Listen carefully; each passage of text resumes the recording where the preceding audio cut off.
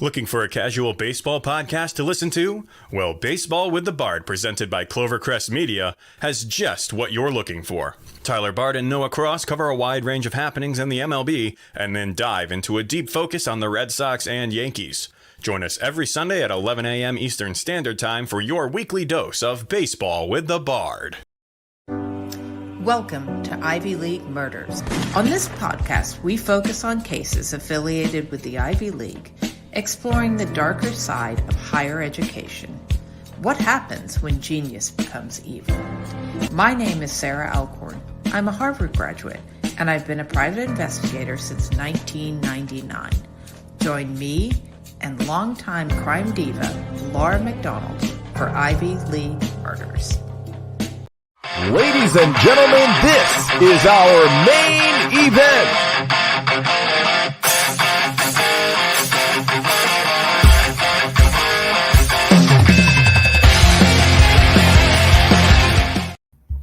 Hello and welcome to Throwing Jabs. I'm your host, Big Jace, joined as always by my man Jared Jones and Joe Aguirre. We got a jam-packed show. We're recapping all the fights from last week, previewing the ones coming up, and we got a bunch of current events and a great Who You Got, so stay tuned for that. But let's dive in to the recap as Uriah Hall retires Anderson Silva via a fourth-round TKO. Jared, what do you think of this fight? This is what we feared for Silva. This is what we thought was going to happen. This was everybody's prediction.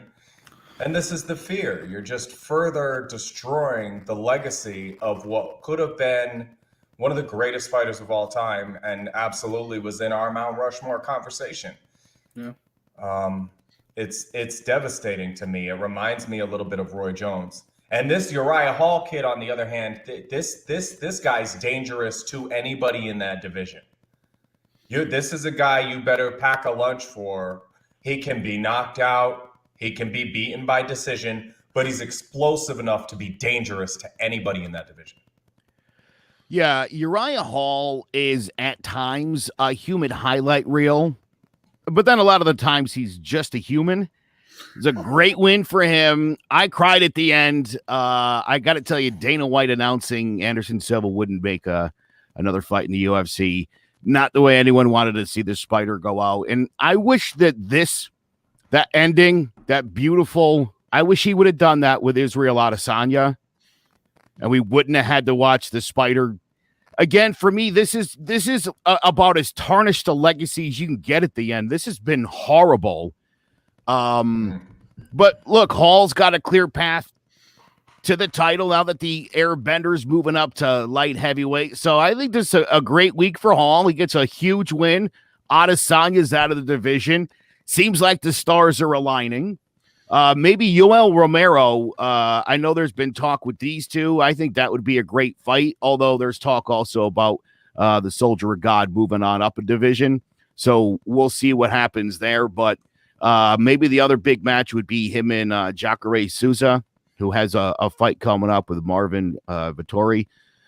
These guys had a fight scheduled last April. Hall and Souza. Souza ended up catching COVID, and they never ended up making the fight back up. So I think that could be a good one in this division. I don't know that Hall's ready to hit anybody too high up. I still think he needs another win to show, because again, I love this guy, but I think he's inconsistent. Yeah, wildly. And that's kind of what I'm saying. He's dangerous to anybody in the division. I don't rank him in those top 5, 6, 7 guys, but I think he's dangerous to each and every one of them. He definitely is. Correct. This fight really shows it. Like the first couple rounds, it was pretty close between them. But then once he figured stuff out, once he got his stuff together and he said, I'm just going to finish this fight, he finished it. And he definitely does need like maybe a Jacare, maybe someone else. Before that, I would love to see him versus Cannonier. I think Cannonier would win that fight, but just like styles make fights, both stylistically match up very, very well. So I'd love to see that. but he definitely has some work to do. Every time he gets a win, it feels like he takes a couple steps backwards. And I do want to see Hall challenge for the belt. I want to see him at the top of this division because he definitely has that inside of him. But like you said, Joe, he is very inconsistent. I think a little winning streak right now for him. Catch a couple decent names, get a little winning streak going. He can get himself there, especially with some knockout wins, some exciting, some of the big spinning kicks. Give us one of those against somebody good, and watch how quick that you're in the title fight. Yes, and we shall see. I'm excited to see what's coming up for Hall. But now let's get into boxing. As the IBF and WBA bantamweight champion retains his belts as he knocks out Jason Maloney in the 7th round. What are your thoughts, Jared? This kid is, I watch him fight and I think about what I said about Elliott on the pound for pound list. Could 12 of these little guys, could 12 babies take on Tyson Fury? I mean, he's a biter. It's hard to say. When you talk about a pound for pound list, this guy is so fast, so strong, and so skilled that you picture him 30 pounds bigger fighting Bud Crawford and go, yeah, why is he not winning that fight? If he's 260 fighting Tyson Fury, why not? Why not? I think 2 of him beat Tyson Fury, sure.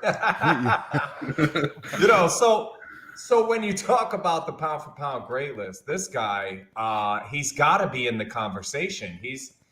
I admittedly a couple of weeks ago said I didn't know enough about the GOAT in a way, but in a way that the smaller weight classes don't get the recognition they deserve, but this guy definitely deserves some recognition.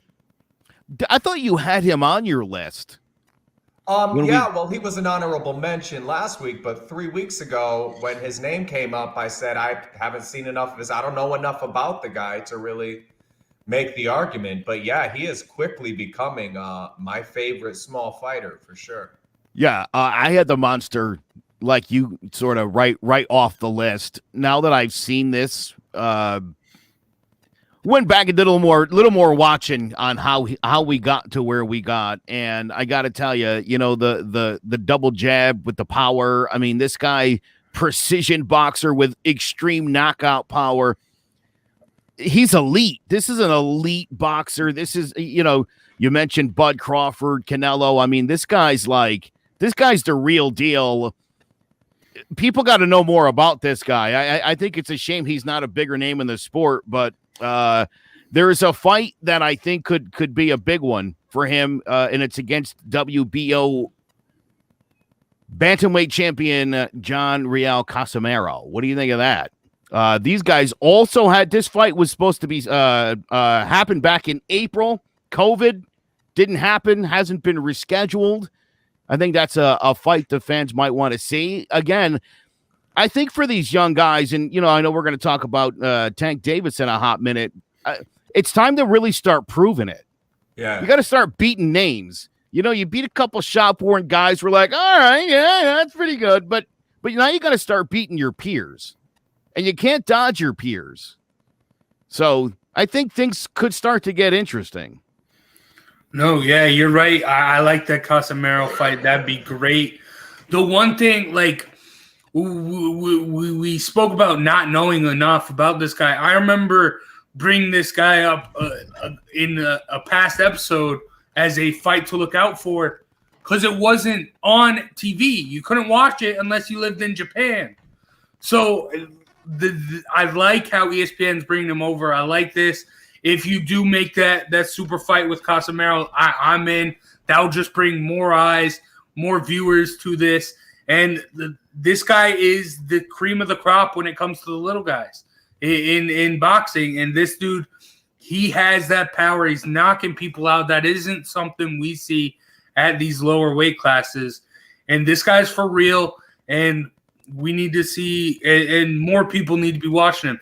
I mean, Lomachenko just lost. Now this is the guy I'm pushing. People need to be watching him fight because he's that good. But you mentioned it, Joe. Yeah, you know, when you talk about those smaller guys, I mean, in Ayu, I favor him against anybody else in that division. And I agree with you that I mean, especially in the case of Tank Davis, he fought a tough guy here. But let me just give you a list of names: Emmanuel Augustus, Diego Corrales, Carlos Hernandez, Jesus Chavez, Jose Luis Castillo, and Jose Luis Castillo. Now, we talk a lot about Floyd Mayweather cherry picking his fights, but those are the guys he fought by the time he was Tank Davis's age. He had already fought Emmanuel Augustus, Davis Corrales, Carlos Hernandez, Jesus Chavez, and Jose Luis Castillo twice and won all those fights. So talk about needing to step up. Davis has got to do something. Hell yeah. And Ayu, I feel like he's fighting some of the best guys in the division. And I'm not ready to put him on that list of like cherry picking just yet. But yeah, I want to see you consistently against the best guys in the division. Okay, and let's talk about it. Gervonta Davis knocks out Leo Santa Cruz with a devastating uppercut in the 6th round. Jared, you picked Santa Cruz to win this fight. You thought Tank wasn't ready. Is Tank legit in your eyes after this fight?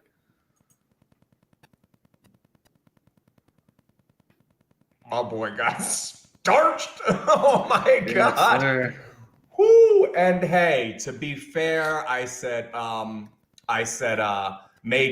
and Broner. Now Cruz was moving a little bit more than Maidana did, but the first 6 rounds, right up until he was separated from his consciousness, Cruz was outboxing this guy. This is an above average boxer. This isn't one of the elite guys, but he's an above average boxer, and he was outboxing Davis by a lot. And Davis fell into a trap of believing he was going to knock the guy out with one punch. It's the same trap that George Foreman fell into with Michael Moore, and he landed that punch in the last round of the fight and ended up knocking him out, became the oldest guy to win the heavyweight champion. But that's what you had here, is a guy that started headhunting, a guy that realized, I can't box on the level that this guy's boxing. And every round I'm getting more and more excited. And I was reminded, even though my guy lost, I was reminded of why we love boxing. Because at any moment, it's not the interception return for the touchdown. It's the split second. Lights out, show's over, you were winning. He was dominating most of those rounds. Starched, iron board, lights out, show's over, everybody go home. And Davis, I get the infatuation with him, but he's going to have to figure out, there's guys with chins you just can't do that to. We talked about the Korean Zombie 2 weeks ago. There's guys with chins that that almost never happens to. Marquez knocked out Pacquiao but Pacquiao's taken a lot of other punches. There are guys with chins where that's not going to happen, and Davis is going to have to step up his boxing game if he's going to continue to win. That being said, very impressive. Is he an elite fighter? No, I stand by that. No, and I think Santa Cruz was proving a lot of what I said. I said Davis was going to be exposed by Santa Cruz. The blueprint was going to be drawn. I think I was right about those things, even though I got the winner wrong. Yeah, so I'll say Tank Davis is legit, but definitely needs another fight. Somebody like Santa Cruz, like you said, Jared, he's not ready for elite fighters.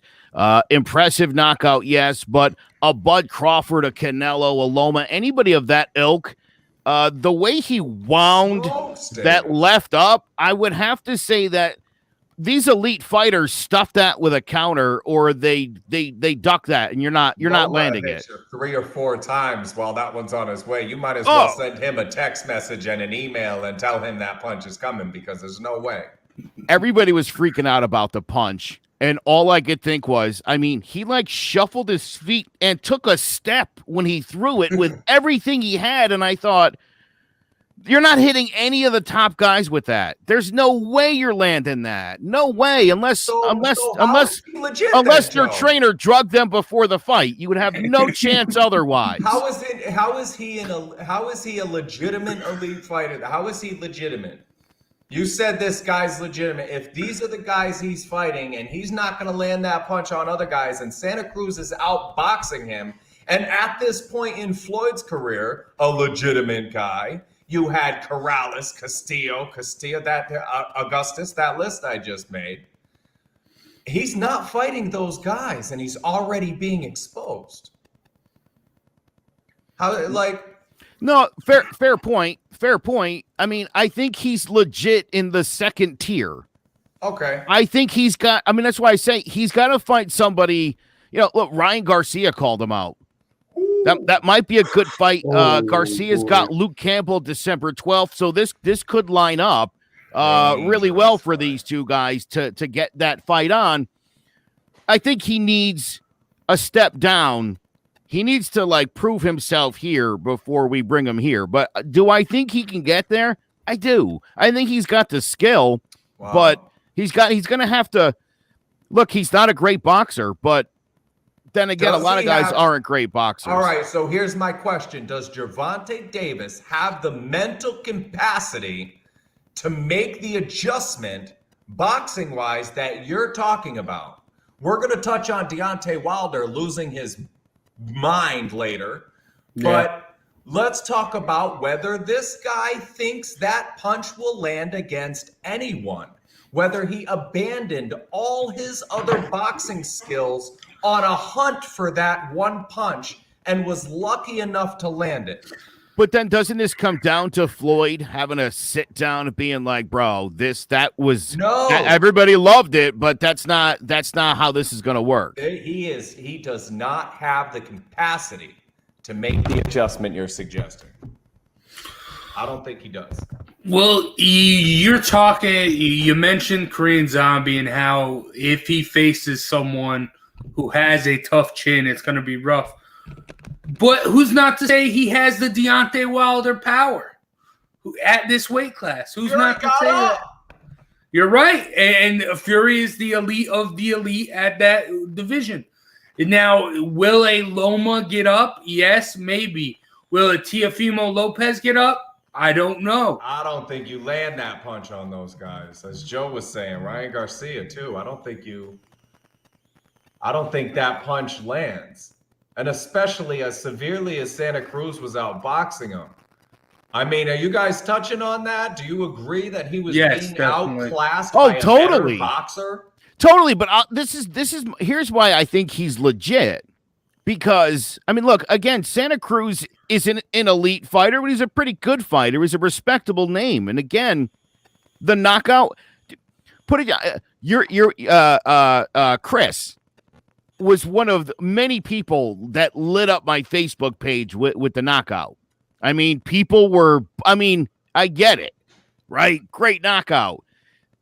And the more I looked at it, the more I talked to my brother, and I was like, I don't feel like that lands on a lot of guys.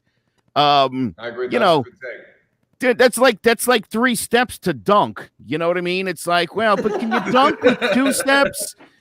2 steps is a real dunk. I mean, just he threw a great punch and he landed it. And again, he was definitely not winning that fight.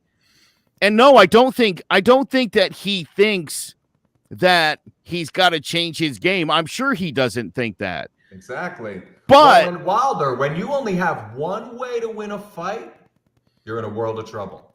Yes. Big time. If you're relying on your knockout power, I mean, right? Foreman did it. Wilder did it. People have done it. It's Mike Tyson did it. Yeah. And eventually, you're gonna run into a problem with that. That's why you know. And there we go. All right, that's gonna do it for the recap of last week's fights. Let's get into some current events. Starting off with a hot topic, brand spanking new. Canelo Alvarez is now boxing's biggest free agent after coming to a disagreement with Golden Boy and DAZN. The lawsuit's still out, but they have released him. So where do you see Canelo landing, Jared?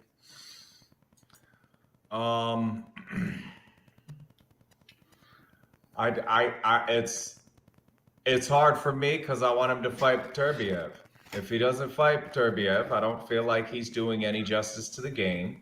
I feel like he went up to light heavyweight. He had a decent fight with an aged Kovalev and then ran from him. That being said, the other stuff, who he's signed with, who he's doing it, very clearly, make sure everybody can hear me. I don't care. I really don't care. Who he fights next, okay. What he's done in the ring, okay. All the rest of this, come on, man. Silliness. I don't care. There's some great news, I think, that comes out of this. Now he never has to fight Triple G again. I think we can finally put it to rest. Yeah. Move on from that. Yeah, and get back to cherry picking opponents of choice and, write out a really good career, I suppose. Mm-hmm. Yeah, so, and Jared, you talk about you don't care, you just care who he fights next. This has a big determination. The big fights, if he decides to go with PBC and Showtime, he's going to be fighting one of the Charlo brothers. That's just the next fight logically to make. And then if he goes to ESPN, there's your guy Beterbiev. He might stay at light heavyweight and take on those guys. So it does have a lot to it has a lot to show who's gonna fight next. For me, it's political though. Yeah, you're right. And just like bigger politics, I understand that my vote is one thing out of 150 million every 4 years. So I don't have like this huge effect on it. So I'm not going to put a lot of my energy into it. I enjoy sports and boxing and watching Canelo Alvarez fight. So I'll invest my energy there. But the politics of where he lands and what channel he signs and what number my box says when I put it on my TV, I don't care. The whole point of DAZN deal was Triple G. He doesn't want to fight anybody good. He wants Rocky Fielding and guys like that. This is the Mayweather way. That's what they're doing. Become a superstar and then don't fight anybody. Yeah.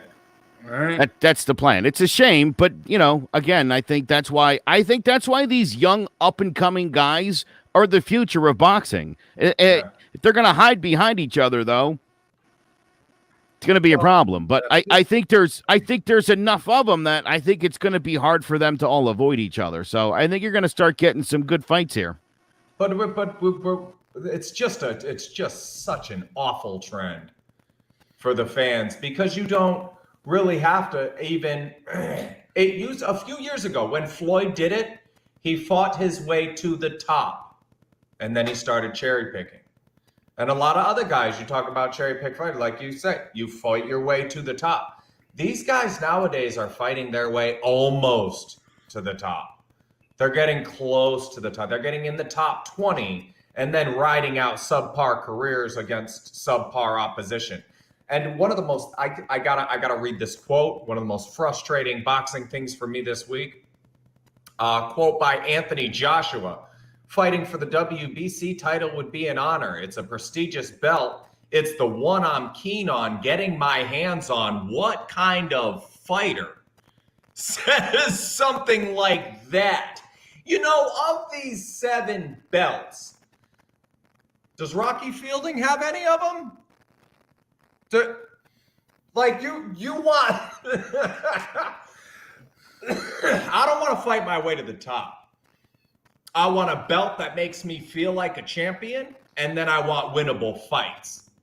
And that sucks for fight fans, especially when you're not casual fight fans. When you appreciate the artistry here. I want to see you do what we pay you to do, and you're not going to do it. A quote like that tells me you are not going to do it. Floyd ruined it for the next generation plain and simple. And if you look at the UFC, why is UFC so successful? You cannot dodge people in the UFC. Everybody fights everybody. Everybody loses fights in the UFC except for Khabib. And that's just the way it goes. It's the way it goes. It's the commission. They've got a commission. So it's not ESPN versus DAZN versus all of these little, Spectrum and Charter and ironing out all your little lines.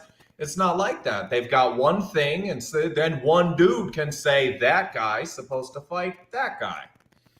Yeah. And that's how it should be. We need a commission for boxing where you can do that. Because otherwise, everybody's going to do what's in their best interest. That's how we're wired. We're going to do what keeps us safe, and then we're going to try to do what's Maslow's hierarchy, We're going to do them in that order as we get them. Yeah, you're right, Joe. You brought up like UFC fighters don't have; they always have a loss, and you're right. They learn how to deal with that loss. Now, someone who does not know how to deal with the loss is Deontay Wilder. The Bible tells us that silence is golden, but my ears can still hear and my eyes can still see. The Bible also tells us to be swift to hear and slow to speak. You see, what you don't understand, thief, what you did is what my people deal with all the time. Someone cheating them from providing their greatness into the world. But it's a burden that we cut off only to make us stronger. I saw in the first fight where Ricky Hatton was pulling down your gloves to put your fist in the improper position. Y'all tried the same method the second time, but this time you scratched flesh out of my ears, which caused my ears to bleed. It's impossible for a brand new 10-ounce glove to bend, to keep a smushed in form, or to have loose space. I highly believe you put something hard in your glove, something the size and the shape of an egg weight. Here's the reason why the side of my face swelled up in an egg weight form. And it left a dent in my face as well. But in the midst of it all, you still couldn't keep this king down. You would have had to kill me. In the end, it took a crab in a bucket referee and a disloyal trainer to throw the towel in just to stop me. Proverbs, the 6th chapter 30, 31st says, excuses may be found from a thief who steals because he is starving. But if he is caught, he will have to pay back 7 times what he stole, even if he had to sell everything in his house. And payback is coming.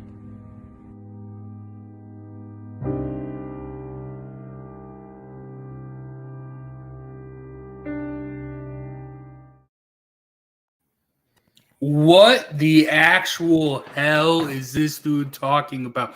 Dude, you knock people out and you get knocked out once and you're crying. Oh my gosh, he has stuff in his glove. He's just better than you. You're better than 40 other people.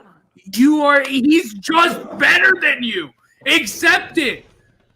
Don't put on a tinfoil hat. Don't say the election's rigged. Don't say the earth is flat. You lost. Accept it. Move on. I think we should at least touch on the possibility that the Biden crime family had something to do with Deontay Wilder's loss.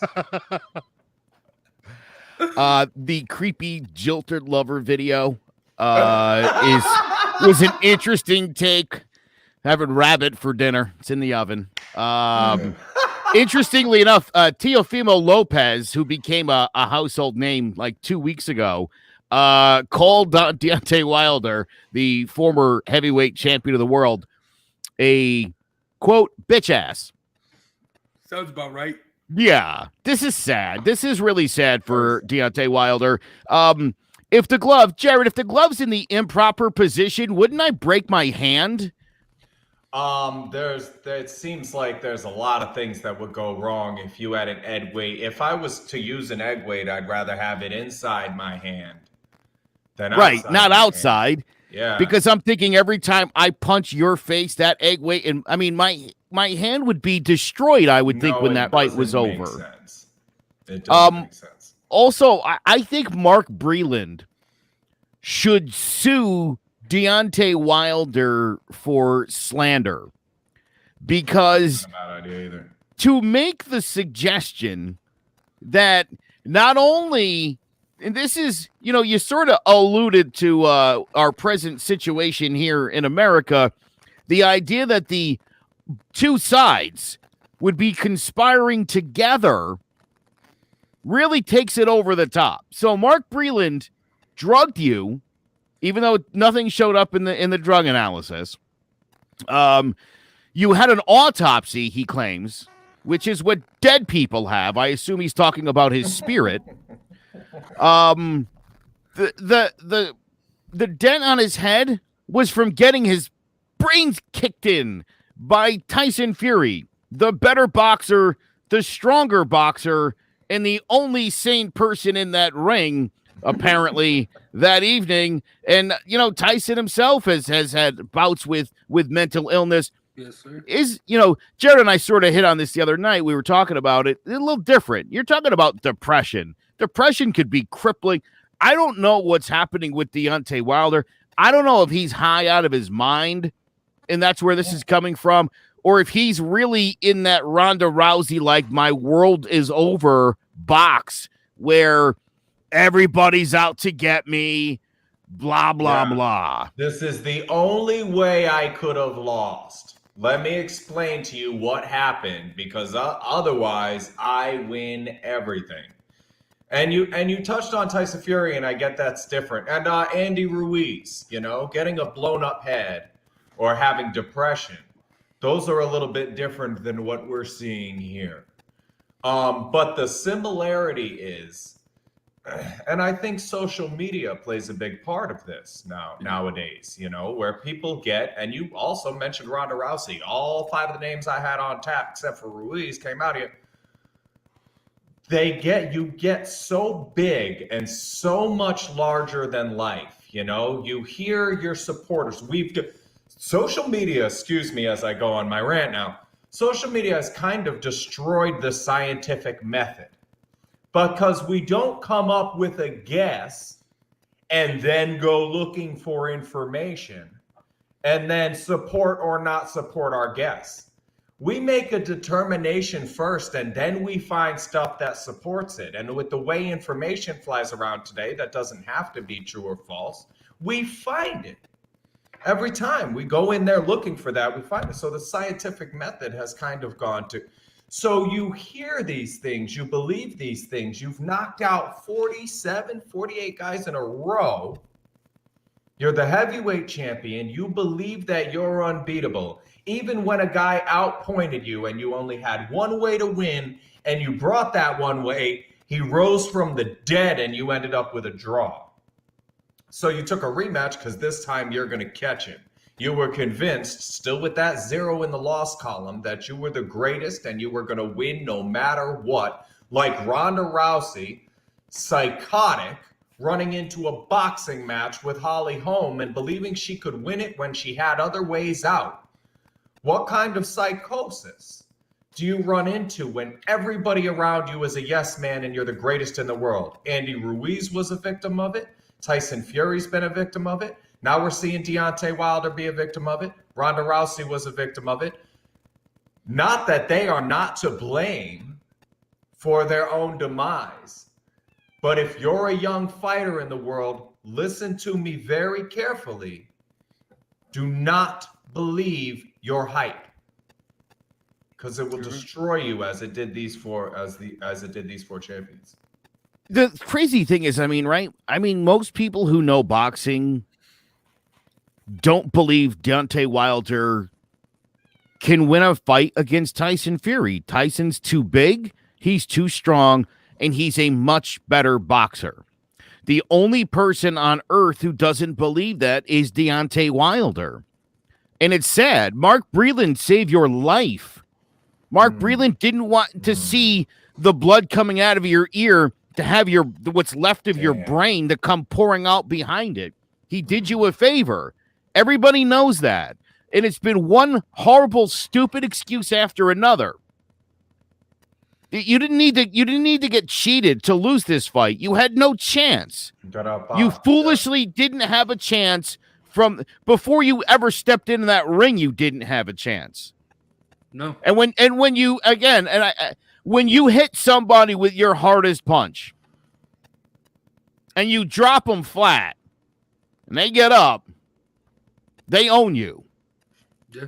A little piece of the guys. I said, this is what I said to someone the other day. This is how I explained it. I was like, imagine you go to jail that first day. You go up to the biggest dude in there and you punch him right in the face. And he's like, oh, bitch, you're going to be here a long time. It's going to be a rough stay for you. I didn't do a thing. That's what happened to Deontay Wilder. And he's having a really hard time dealing with that. But again, we talk about when you rely on knockout power, you're not going to be able to beat a boxer. You're just not going to be able to do it. My argument, my biggest problem with this, back into the psych, is that I would argue these guys had just as much of a psychological issue before those losses as they did after. But when you're winning, nobody will tell you you've lost it. Deontay Wilder said things this crazy, but they didn't sound crazy because he was winning. I'm the master of the universe and I will destroy anything on the planet. Sounded about right a few years back. Now it sounds crazy. So I mean, when do we address that ahead of the curve? When does the UFC hire psychologists to start working with people?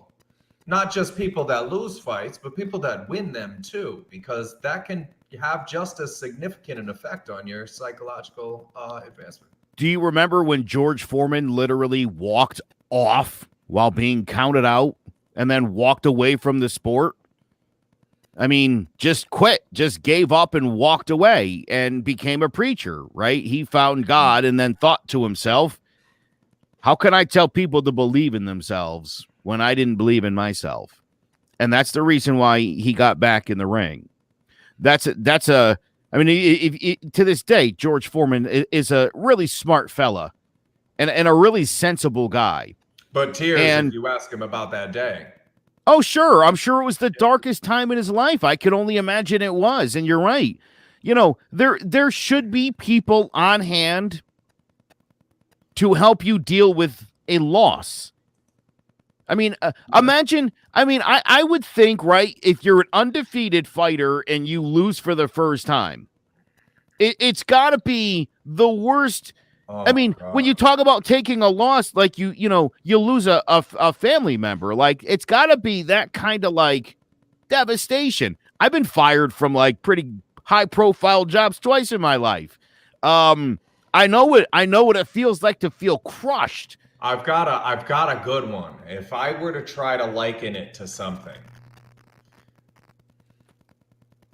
Wow, this is so deep. Here comes the waterworks, boys. It's like having your significant other leave you for somebody your height and weight that drives the same car you do and makes the same amount of money you do. He's exactly like you, except something. He was better that day.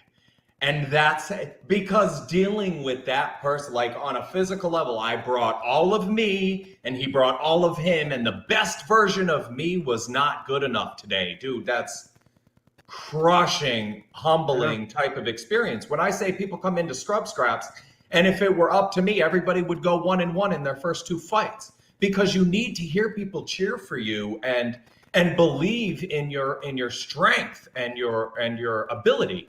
And you also need to be humble, you know? And most of the people I say are bullies and victims. The bullies need a loss and the victims need a win, and their whole life will change based on that one experience. It's so humbling to realize that you're not, because you have 2 choices. Get in touch with reality, understand that he was a better guy that day, move on and get better, or Deontay Wilder meltdown. Those are your 2 choices when you lose your first fight. And Deontay Wilder's gone off the deep end here. And most of the rest of us, there was a guy on The Contender, I wish I could get his name, Najee, I think his name was. had invested so much into the Contender Series that when he lost his semifinal fight, he killed himself. Damn. When I say losing your first fight is devastating, I mean it is an experience like no other.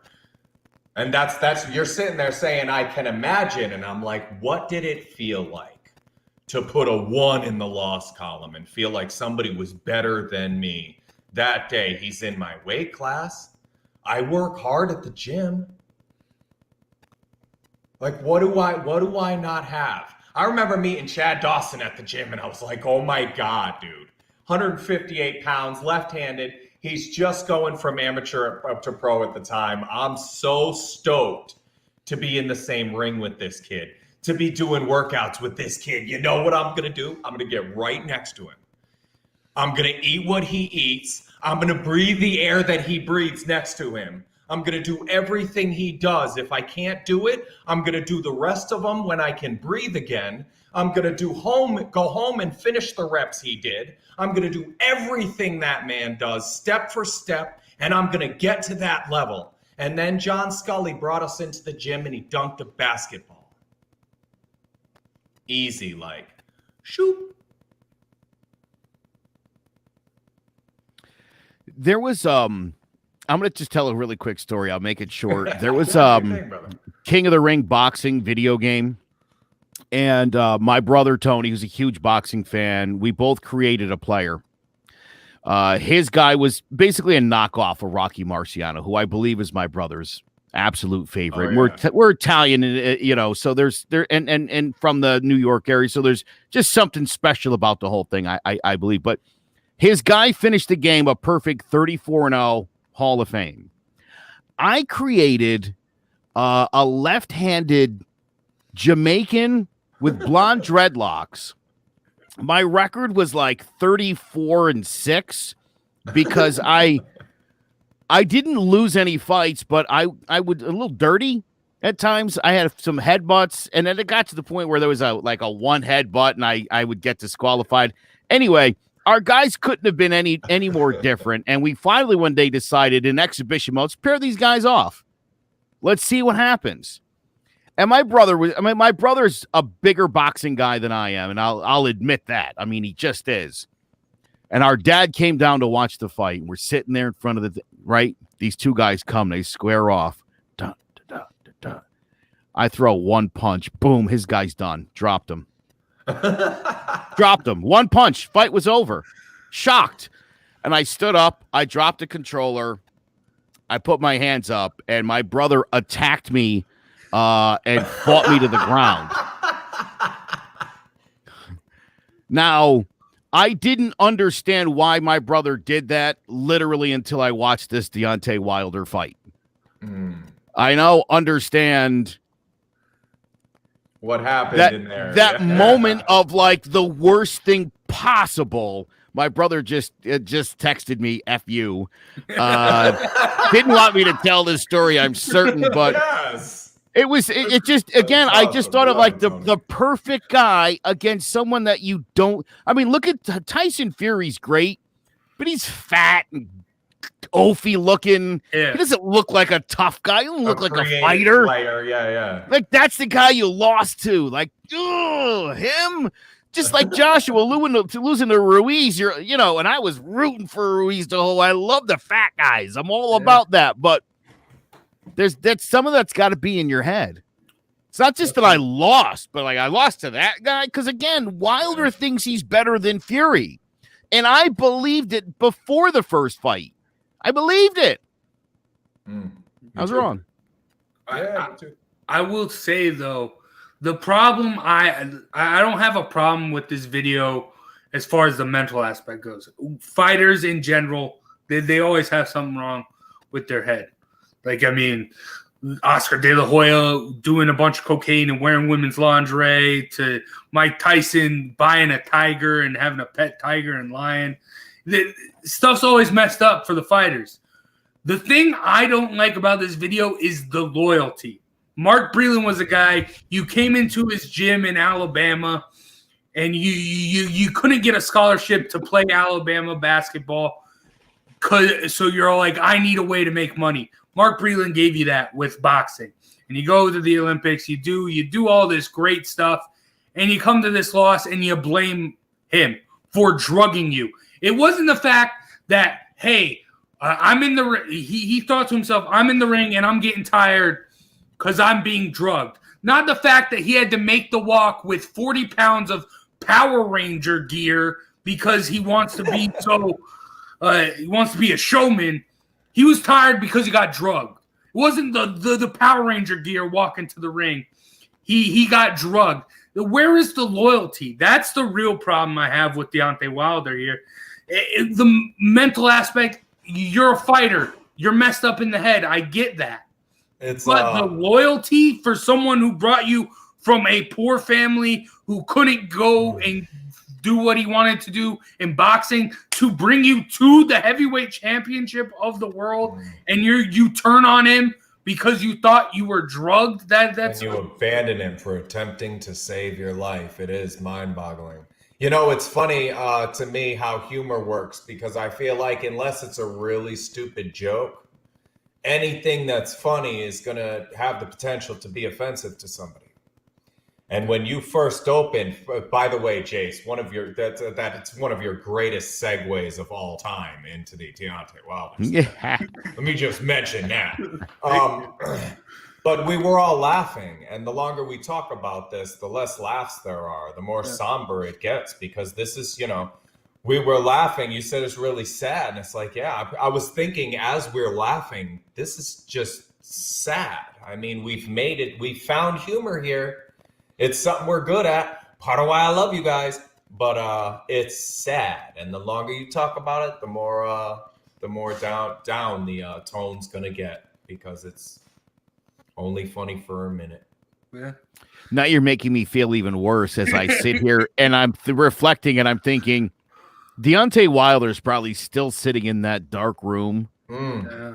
Wait till we get to the flurry, bro. Gear up. Oh boy. Put your Power Ranger suit on.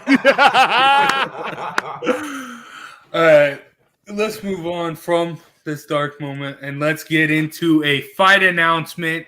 Dana White says in the press conference after the Uriah Hall-Anderson Silva fight, he confirms that middleweight champ Israel Stylebender Adesanya will move up to light heavyweight to challenge Jan Blachowicz. What do you think of this fight, Jared? I hope it works out for him. I know moving up weight classes can be tough. We just saw Loma, who is still on all of our pound for pounds, at least a notable because he came up in weight class to fight a bigger guy. So I think Adesanya's taking that danger where your average fan sees a 1 in the loss column and just knows you lost and doesn't know all the intricacies of what's going on here. I think Adesanya is a better fighter against a bigger guy. So I'm anxious to find out. I'm really excited about this fight, okay? But as I heard the announcement, I thought about Jan's fight with Thiago Santos. The constant kicks and strikes.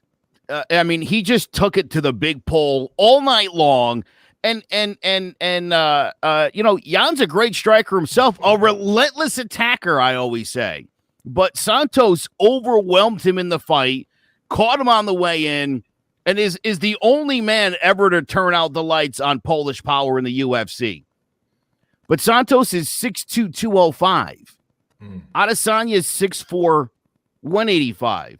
And he needs to tack on at least 10 to move up.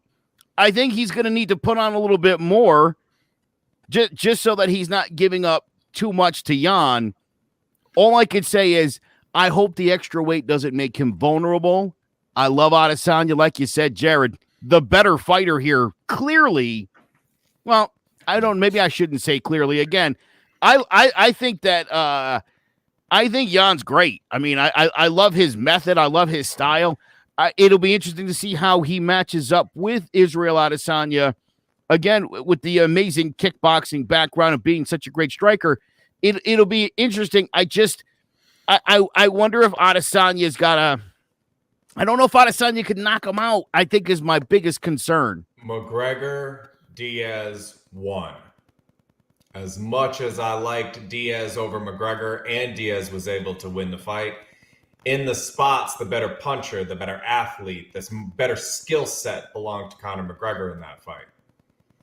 I think that's what you have. And Conor moved up a weight class to fight Diaz. He was expected to fight in a lower weight class. He came up a weight class to fight Diaz because some Santos or somebody else missed. So he was already coming up one. Then he came up two. And you could tell, and he even said in the post-fight interview, those punches I landed, man, that's flooring guys his size. He'd have floored a guy his size about 50 times in that fight with a punch. And that's what I think you're going to end up with here. Adesanya outpointing him, outstriking him, the better athlete, better striker. And, but the bigger guy is just, there's a reason they have weight classes. I hope it works out for Adesanya. I'd love to see Adesanya win this fight. Last week, we were talking boxing. We talked about Usyk having moved up. Usyk only needed to add 1 pound to become a heavyweight, and instead he added 17. And the problem is he doesn't hit as hard. So the other problem is he's injured every 2 weeks. There's that His too, body right? Isn't used to holding Correct. that weight. You can't just adjust with 15 more pounds. If I put 15 more pounds on, I'm a different person. My feet hurt, my back hurts. Stuff isn't going right for me at 15 more pounds. And even I got real healthy and put on fire. I'm not supposed to hold that kind of weight on my frame. It's not going to support it, especially if I'm doing more active things like, boxing professionally. No, yeah, you're right. This fight, though, it comes down to I'm very intrigued by this because this, I think, is going to be the determining factor of – we talked about it last week, how I didn't have Adesanya on my UFC pound for pound because I wanted to see him wrestling. Jan, he has the size advantage, but he also has a pretty good ground game. So I am interested to see if he can take Adesanya to the ground, how Adesanya responds to that with the size advantage and also the skill advantage on the ground. So I'm very intrigued by that. I don't really like your comparison, Jared, between the McGregor and Nate Diaz because majority of Nate Diaz's fights were at 155, even though he was fighting at 170. He's still a 155er, and the gap is bigger between 155, between middleweight to 205. So sure. Should be interesting. I'm interested to see this. We've been wanting Adesanya to move up, see how he looks. I think he'll be good. I'm just very, very intrigued with this fight, and I'm excited to see it happen. Yeah, good take, Jason. All right. Now let's get into the big discussion of today. Who you got? We did it last week with the UFC. Who's the greatest in UFC? The Mount Rushmore. Now we got who is the greatest heavyweight boxing history? Who are your 4 faces on the Mount Rushmore? Time out. I have a question before we begin. Is this one list or is this 2 lists? Because you say who are the greatest heavyweight boxers in history. I made a list of the greatest heavyweights of all time, and I also made a list of the 4 faces of Mount Rushmore because I think those are very different things. Okay. And only one man is on both of my lists. Okay, interesting. Wow. That's interesting. Then why don't you start us off, Joe? Do you mind? The greatest heavyweights of all time are Muhammad Ali, Rocky Marciano, Evander Holyfield, Lennox Lewis, and Vitaly Klitschko. What? Okay. Those are the greatest heavyweights of all time. Obviously, you're not gonna dispute Muhammad Ali, I assume. So no, you can have that one. Rocky Marciano. You can have that one. Thank you. Lennox Lewis. Oh, God. You want to go? 1988 Olympic gold medalist, knocked out Riddick Bowe, 41-2, 32 knockouts. Undisputed heavyweight champion, 4th longest combined title reign in the division's history at 8 years and 5 months. And you're taking that over Marciano. No. Not taking that over Marciano. These are all I have a greatest heavyweights. My greatest heavyweights are 1, 2, 3, 4, 5 deep.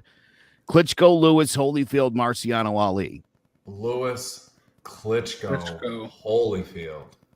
Yes, Klitschko 45-2, 41 knockouts. That's an 87% knockout rate.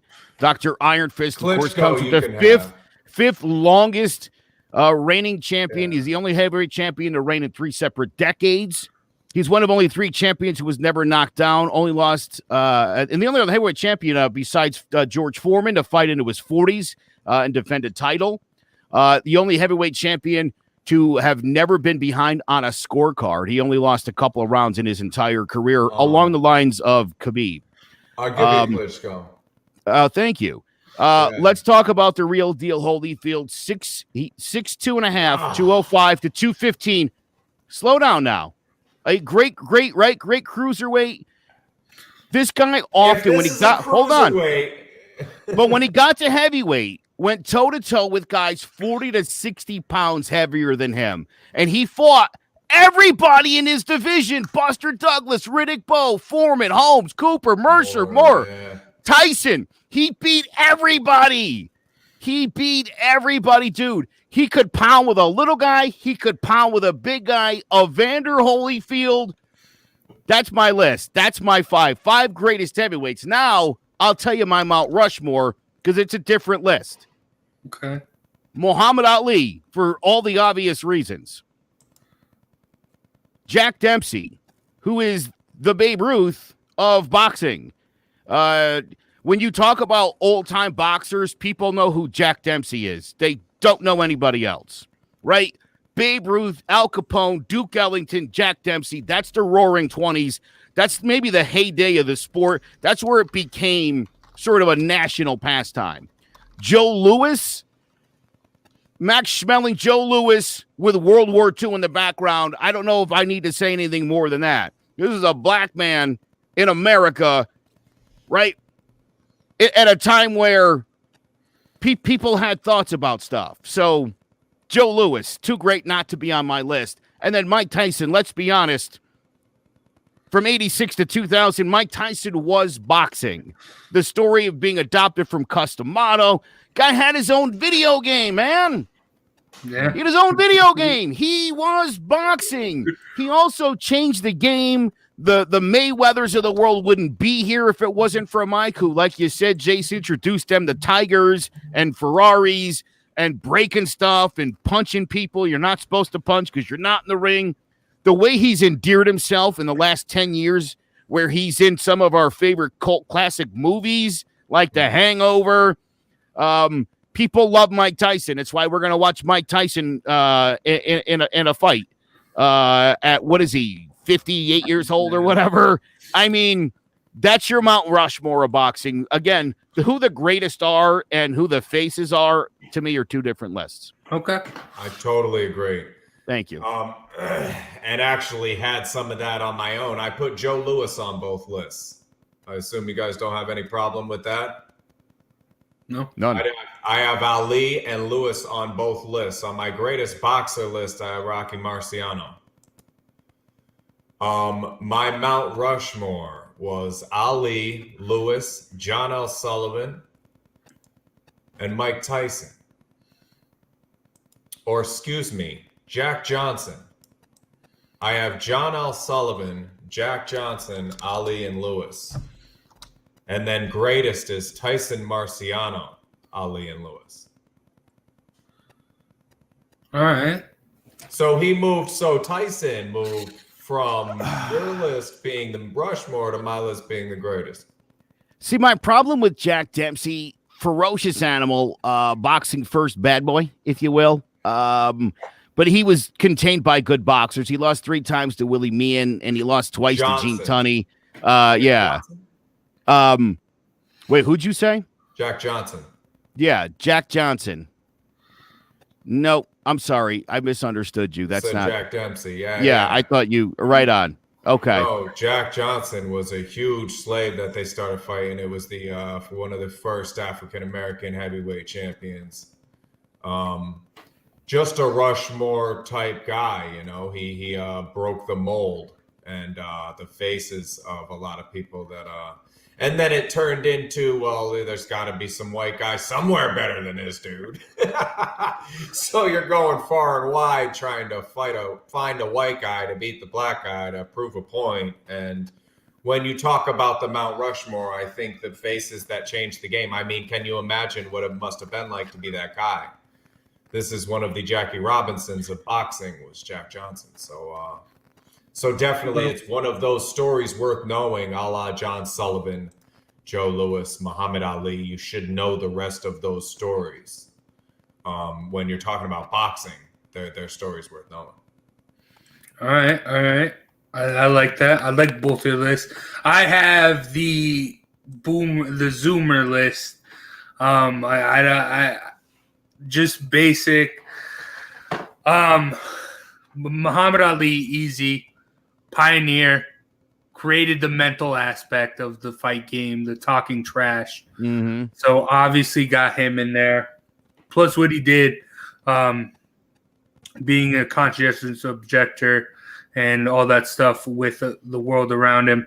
Then I got Mike Tyson, probably the biggest like pop culture fighter of all time.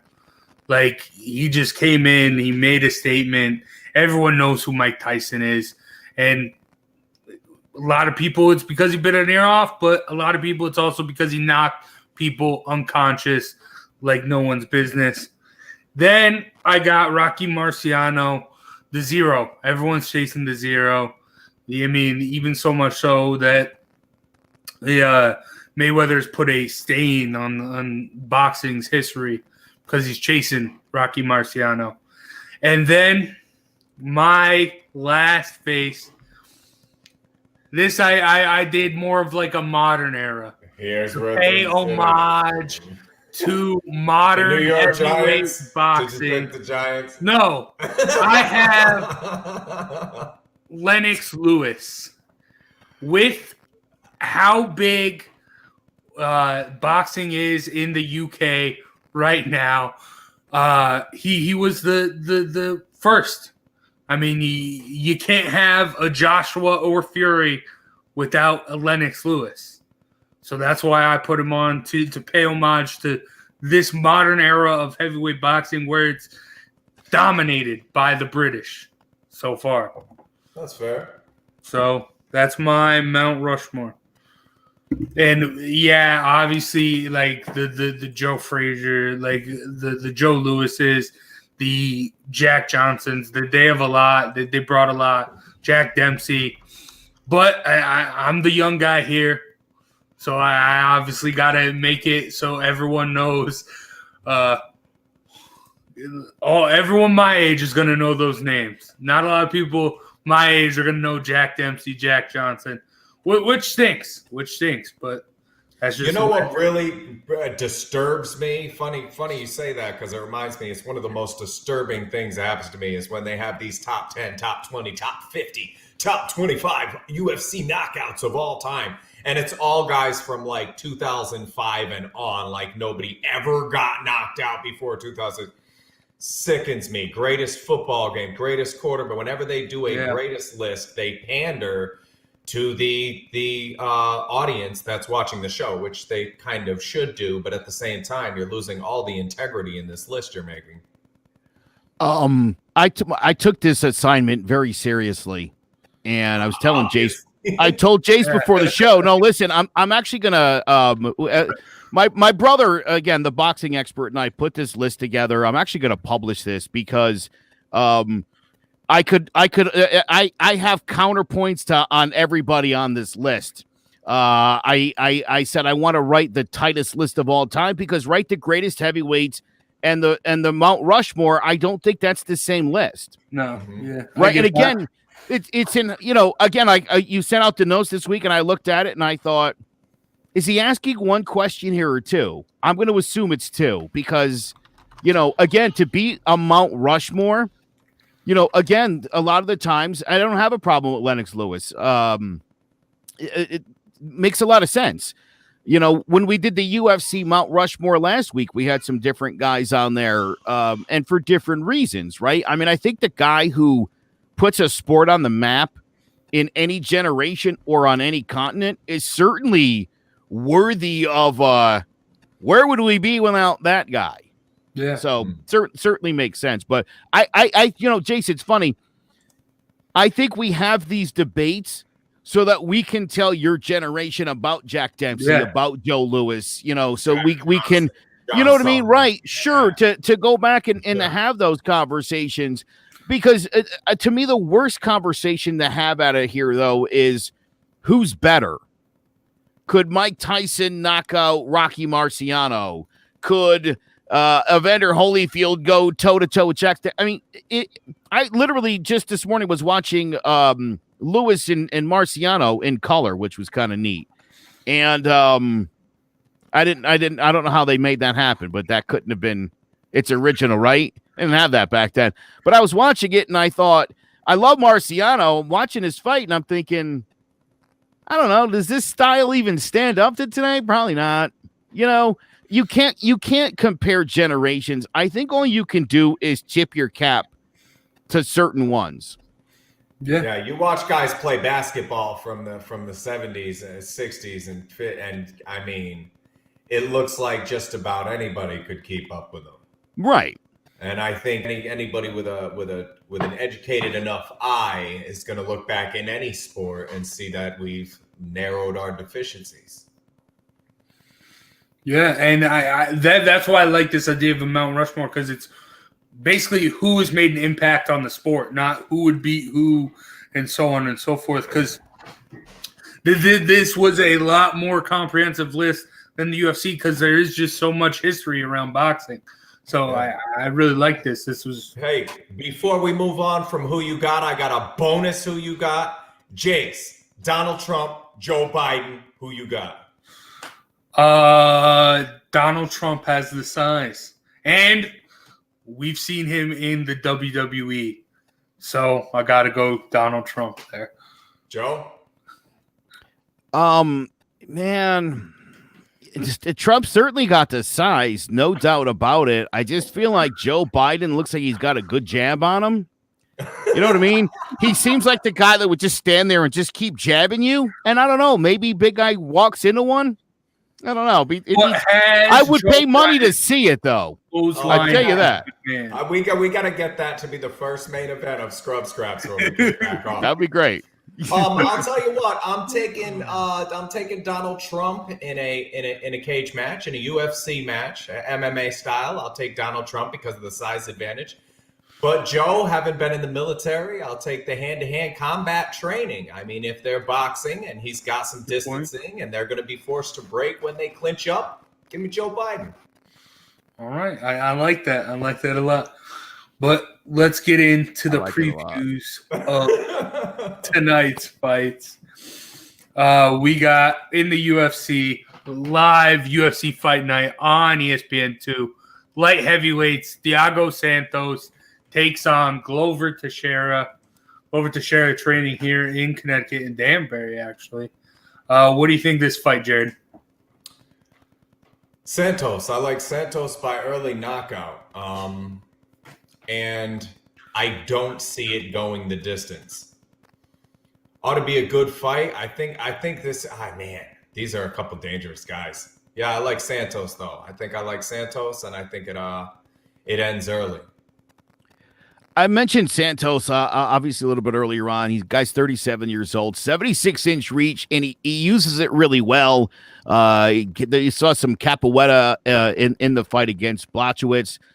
Does Muay Thai, Brazilian Jiu-Jitsu. He's knocked out 8 of his last 9. The only guy he didn't knock out was the split decision loss to John Bones Jones. He's also the only man ever to win a scorecard over Bones. How about that? Santos has knockout power. 15 of the 21 wins come knockout, but most of those were when he was actually at welterweight. He's got a lot of mixed martial arts, as I mentioned, but he's a banger. I don't understand these guys. I have a black belt, and I'm not going to use it. I don't understand it. Only for holding my pants up. It's Bush blows my mind. Teixeira's 41. He's a black belt in Brazilian Jiu-Jitsu, and guess what? He's going to take you down and use it. That's why he's 41 and he's still in the sport. He's got 18 knockouts, 8 submissions. He's good either way. He's got one punch power. He can make you tap.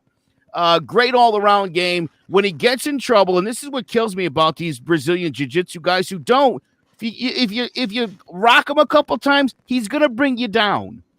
He's beaten Quentin Jackson, Ovince St. Preux, Rashard Evans, Jared Kennedy, and Anthony Smith. He's lost to John Jones. He's lost to Alexander Gustafsson. Santos also has lost to John Jones, but as I mentioned, knocked out Jan Blachowicz. He's also lost to Uriah Hall, to Jack Hermanson, and I believe that Teixeira will end up on the list of guys who beat Santos. No, yeah, definitely. I do think Teixeira, this fight will definitely go to the ground. Santos, even though he doesn't use it, he does have credentials in BJJ. But the one determining factor I have here is the fight is going to start standing up. And Santos just has that power. Any one punch, any one kick can knock you unconscious. And Glover Teixeira's up there in their age. You guys know Glover's nickname, right? I like a Teixeira. You're welcome. Oh, that's great. That's great. But also, Thiago Santos took the first card off John Jones in that split decision with a torn MCL, torn ACL. Every ligament in his knee and his meniscus was torn. And that's just something else. That's just unheard of.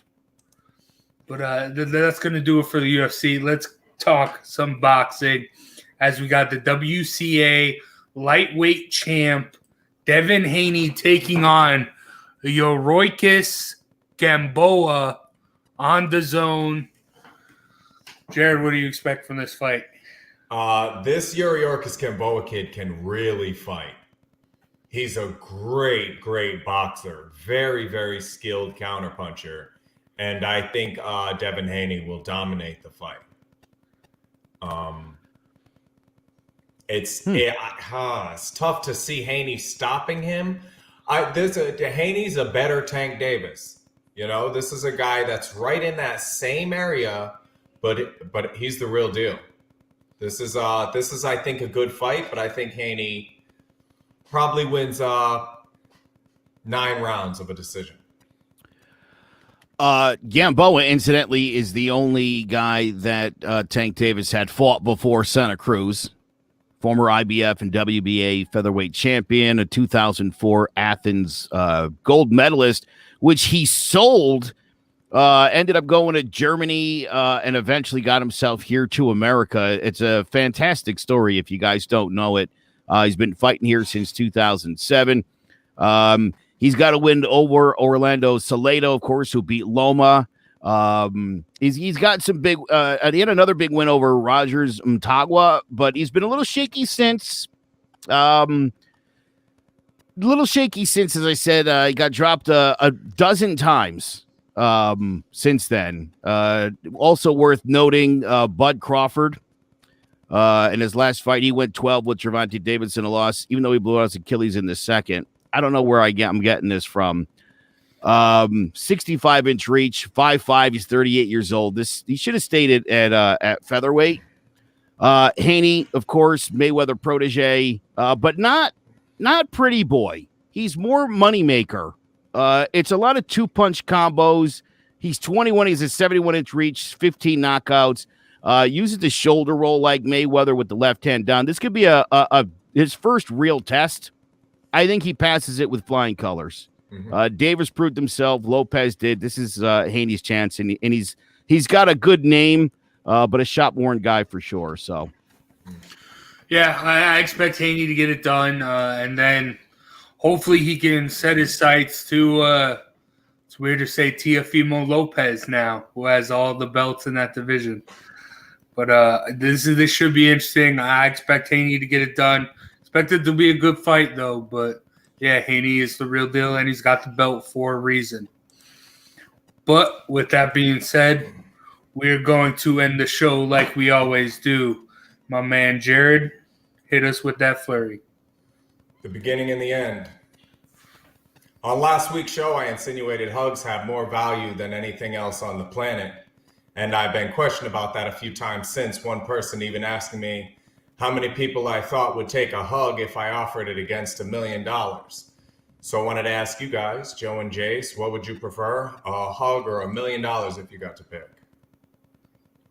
I would take the $1 million. Joe? Yeah, same. Okay, do you think there's anyone who takes the hug? More specifically, is there a certain demographic that would choose the hug over the $1 million? A child?